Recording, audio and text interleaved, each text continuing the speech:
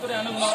காவல்துறை என்ன செஞ்சாங்க, நாங்க ரிமூவ் பண்ணி நாங்க இது வரைக்கும் பாருங்க, இது வரைக்கும் பள்ளியாசத்துல இந்த பள்ளியாசத்துல யாருமே இறந்து போயிட்டாங்க மக்கள் கூட இறந்து போயிட்டாங்க அந்த அளவுக்கு கண்ணியை பார்த்து நாங்க வாழ்ந்துகிட்டு இருக்கோம். ஆனா நீங்க என்ன செய்யறாங்க, காலையில் நேற்று நைட் நான் சொல்லிட்டு நீங்க என்ன செஞ்சிருங்க, இந்த மாதிரி வந்து கொட்டாடி கூடாது அதுதான் சரி சார் நான் பார்த்துக்கிறேன். அவங்க நம்பி இது வரைக்கும் 10 மணி வரைக்கும் நம்மளை யாருமே அப்படி இல்லை. 10 மணிக்கு மேலே நாங்க வாசலை காப்பாற்றுறோம். அவங்க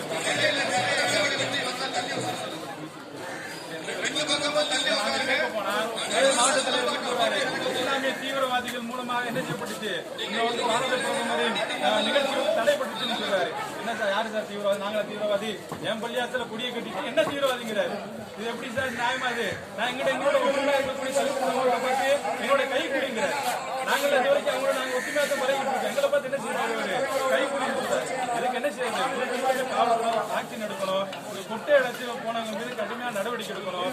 இது போன்ற எந்த விதமான ஒரு பாசிட்டவாதி சிந்தனையுடைய இந்த பொங்கல் விழாவோ மற்ற பண்டிகைகளை முழுக்க முழுக்க தடை பண்ணணும்.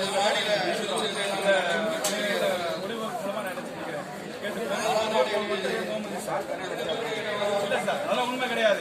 அதாவது நாங்க சொன்னோம் சார், இங்க வாங்க, நீங்க உங்களுடைய வாக்கு அவங்க மீறிட்டாங்க.